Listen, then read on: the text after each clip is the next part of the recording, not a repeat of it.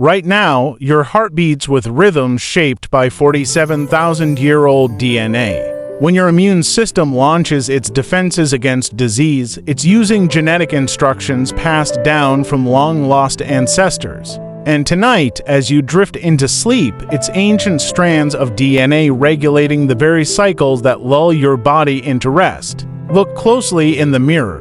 What you see isn't entirely modern. Unless your heritage traces solely to Africa, your genetic code contains pieces of extinct humans, the Neanderthals and Denisovans. These aren't ancient, distant relatives from some far-off chapter of evolution. These are people our ancestors met just 47,000 years ago, people they lived with, learned from, and loved. For decades, scientists believed Neanderthals were crude, primitive beings outpaced by our superior intellect. But that narrative has changed dramatically. Thanks to breakthroughs in genetic science, we now know that modern humans and Neanderthals didn't just cross paths, they connected deeply. They formed families, shared homes, and their children carried the legacy of both lineages.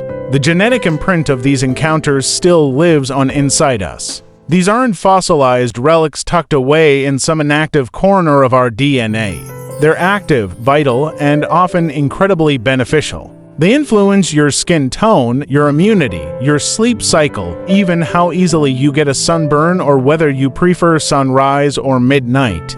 But how can scientists tell which genes come from these ancient cousins? And why did some genes help us thrive while others nearly destroyed us? In 2010, researchers did the unthinkable. They sequenced the DNA of a 40,000-year-old Neanderthal.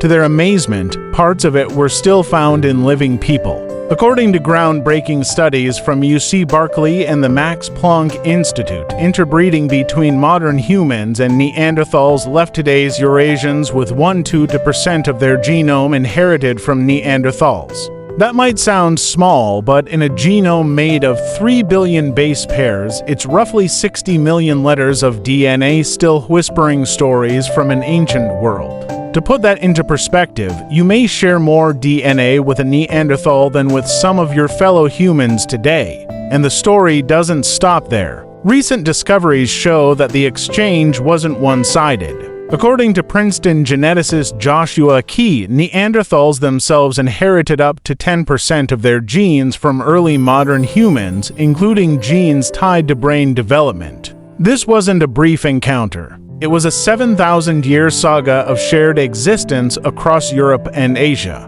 Primate geneticist Priya Moorjani's research reveals that this genetic exchange started about 47,000 years ago and continued for millennia, longer than the entirety of recorded human history. For thousands of years, modern humans and Neanderthals walked the same forests, hunted the same game, and built lives in overlapping worlds. They exchanged tools, territory, and bloodlines. And even though Neanderthals vanished around 40,000 years ago, parts of them remain, not as museum exhibits, but alive within you. The question now is, what are these ancient genes doing inside us? The answers are nothing short of astonishing. Some of your most powerful immune responses owe their strength to Neanderthal DNA.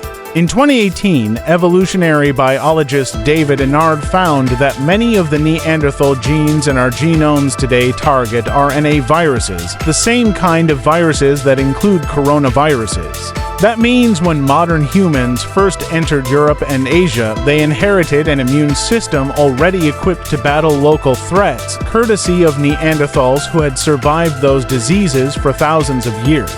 These genes were nature's antivirus software, honed over millennia and downloaded through interbreeding. But not all inherited traits are blessings. Some of these genes became evolutionary baggage, outdated responses that sometimes cause more harm than help. Still, they reveal a deeper truth. Neanderthals had spent hundreds of thousands of years adapting to non-African environments. They'd faced winters, pathogens, and shifting climates modern humans were unprepared for. By mixing with them, our ancestors tapped into a survival toolkit evolved through ancient struggle. The influence of Neanderthal DNA doesn't stop at disease resistance. It shows up in your reflection, in your skin tone, your height, your hair. A massive study of over 100,000 people in the UK Biobank found that Neanderthal genes influence physical traits and lifestyle tendencies today. Your ability to tan, your likelihood of getting childhood sunburns, even whether you smoke, all may carry echoes of ancient DNA. What's even more fascinating is that these genes don't just dictate one's skin or hair type. Some Neanderthal variants are linked to lighter features, others to darker ones, suggesting that Neanderthals themselves were more diverse than we once imagined. They weren't pale, red-haired brutes.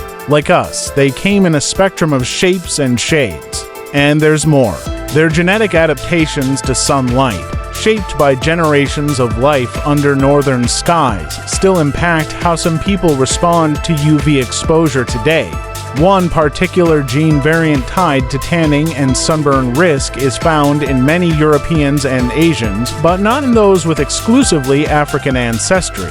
It's a signpost of ancient sunlight adaptation, passed from Neanderthal to modern human in an evolutionary relay. Perhaps the most astonishing legacy of ancient DNA lies not in Neanderthal genetics, but in the genes of another vanished cousin, the Denisovans. At altitudes above 4,000 meters, where oxygen is scarce and survival is difficult, Tibetans flourish. Their secret is a gene called EPAS1, which regulates oxygen use in the body. This gene isn't from modern humans. It came from Denisovans. Research published in Nature confirmed that ancestors of Tibetans inherited this gene through interbreeding. This mutation allows them to breathe efficiently at high altitudes, avoiding the dangerous overproduction of red blood cells that plagues lowlanders. Incredibly, the EPAS1 gene found in modern Tibetans matches the Denisovan version almost perfectly, and no other human population carries it. This is the first indisputable proof that interbreeding with extinct humans gave us genes essential for survival in extreme environments. And the legacy continues as the sun sets. Your sleep-wake cycle, your natural clock, may also carry Neanderthal echoes. Research shows that people from non-African backgrounds are more likely to carry a Neanderthal variant of a gene that affects circadian rhythm. If you're a night owl or an early riser, it might be thanks to adaptations for surviving Northern Europe's long winter nights or short summer days. These sleep genes even impact our health today, influencing glucose regulation, hunger hormones, and the risk of metabolic disorders like diabetes or obesity.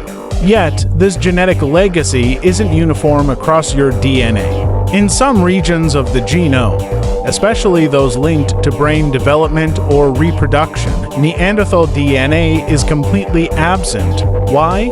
Because not all gene combinations are compatible.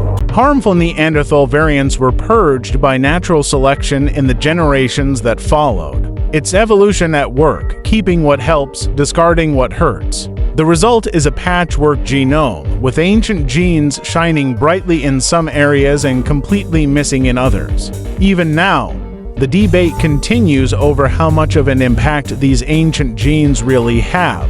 Recent research from Iceland found little to no connection between Neanderthal genes and traits like freckles or autoimmune diseases in that population.